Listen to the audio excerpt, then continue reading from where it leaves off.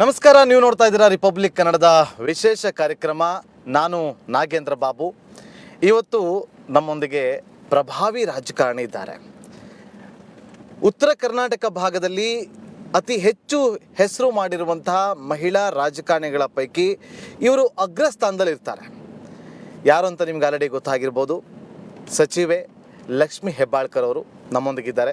ಲಕ್ಷ್ಮಿ ಹೆಬ್ಬಾಳ್ಕರ್ ಅವರ ಕಾರ್ಯಕ್ರಮಕ್ಕೆ ಸ್ವಾಗತ. Thank you so much. ಮಗನ ರಾಜಕೀಯ ಪ್ರವೇಶ ರಾಷ್ಟ್ರಮಟ್ಟಕ್ಕೆ ತೆಗೆದುಕೊಂಡು ಹೋಗಬೇಕು ಅಂತ ಚಿಂತನೆ ಯಾಕೆ ಬಂದಿದ್ದು? ಇದನ್ನ ನಾನು ಮೊದಲೇ ಪ್ರಶ್ನೆ ಕೇಳಬೇಕು ಅಂತ ಅನಿಸಿದೆ.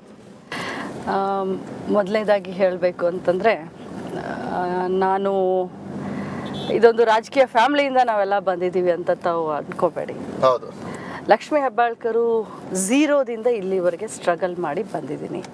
ಒಮ್ಮೆ ಅಲ್ಲ, 2 ಬಾರಿ ಎಲೆಕ್ಷನಲ್ಲಿ ಬಿದ್ದು ಈಗ ಗೆದ್ದು ಅನೇಕ ಅವಮಾನಗಳನ್ನು, ಅಪಮಾನಗಳನ್ನು ಸನ್ಮಾನದಲ್ಲಿ ಇವತ್ತು ಮಾಡಿಸ್ಕೊಳ್ಳುವಂಥ ಒಂದು ಕಾಲ ಬಂದಿದೆ. ಸೊ ಈ 7 ಬೀಳುಗಳನ್ನು ಎಲ್ಲವನ್ನೂ ನೋಡಿಕೊಂಡು ನನ್ನ ಮಗ ಇವತ್ತು ಬೆಳೆದಿದ್ದಾನೆ, ನನ್ನ ಜೊತೆ ನಿಂತಿದ್ದಾನೆ. ಅವನೊಬ್ಬ ಸಿವಿಲ್ ಇಂಜಿನಿಯರು. 2016ಕ್ಕೆ ಅವನು ಪಾಸ್ಔಟ್ ಆದ. ಬಟ್ 13 ಇಲೆಕ್ಷನ್ನಿಂದ 2013 ಅಂದರೆ ಸುಮಾರು 11 ವರ್ಷದಿಂದ ನನ್ನ ಜೊತೆ ಕೆಲಸ ಮಾಡಿದ್ದಾನೆ. ಯೂತ್ ಕಾಂಗ್ರೆಸ್ನ ನಮ್ಮ ಜಿಲ್ಲೆಯ ವೈಸ್ ಪ್ರೆಸಿಡೆಂಟ್ ಆಗಿದ್ದಾನೆ. ಸೊ ನಾವು ಅವನನ್ನು ಪೊಲಿಟಿಕ್ಸ್ಗೆ ತಗೊಂಡು ಬರಲೇಬೇಕು ಅನ್ನುವಂಥದ್ದು ಏನು ಬಲವಾದ ಒಂದು ಇದಿರಲಿಲ್ಲ. ಮುಂದೆ ಟೈಮ್ ಬಂದಾಗ ನೋಡೋಣ ಅಂತ ಇತ್ತು.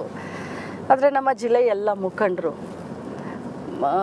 ಮಾನ್ಯ ಮುಖ್ಯಮಂತ್ರಿಗಳು ಅವನನ್ನು ಕೊಟ್ಟರೆ ಇಲೆಕ್ಷನ್ಗೆ ಒಂದು ಇದಾಗುತ್ತೆ, ಸರ್ವೆನಲ್ಲೆಲ್ಲ ಬಂದಿದೆ, ಮತ್ತು ನೀವಾದರೂ ನಿಲ್ಲಬೇಕು, ಇಲ್ಲ ನಿಮ್ಮ ಮಗನ್ನ ನಿಲ್ಲಿಸಿದ್ರೇ ಅನುಕೂಲ ಆಗುತ್ತೆ ಅಂತ ಹೇಳಿ ಭಾಳಷ್ಟು ಆಳದು ತೂಗಿ ನೋಡಿ ಹೇಳಿದಾಗ ಸಹಜವಾಗಿಯೇ ಇಲ್ಲಿಂದ ಮೃಣಾಲ್ ಹೆಬ್ಬಾಳ್ಕರ್ನ ಮತ್ತು ಚಿಕ್ಕೋಡಿಯಿಂದ ಪ್ರಿಯಾಂಕಾ ನಡಿ ಈಗ ಶುರು ಮಾಡೋಣ.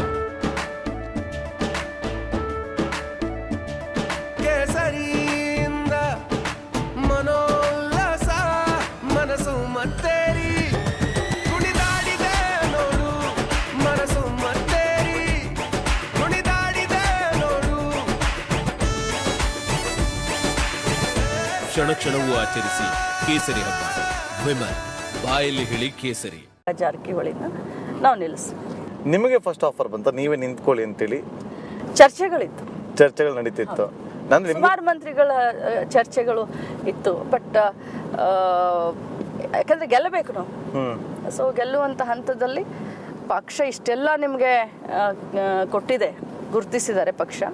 ಸೊ ಈಗ ನೀವು ಪಕ್ಷಕ್ಕೆ ಕೊಡಬೇಕು ಅಂತ ಒಂದು ಮಾತುಗಳು ಬಂದಾಗ, ಚರ್ಚೆಯಲ್ಲಿ ಮಾತುಗಳು ಬಂದಾಗ, ಖಂಡಿತವಾಗ್ಲೂ ನಮ್ಮ ಕ್ಷೇತ್ರವನ್ನು ನಾವು, ಬೆಳಗಾವಿ ಕ್ಷೇತ್ರವನ್ನು, ಚಿಕ್ಕೋಡಿ ಕ್ಷೇತ್ರವನ್ನು ಗೆಲ್ಲಲೇಬೇಕನ್ನುವಂಥ ಒಂದು ಸಂಕಲ್ಪ ಮಾಡಿಕೊಂಡು ಇವತ್ತು ಚುನಾವಣಾ ಕಣದಲ್ಲಿ ಇದ್ದೀವಿ.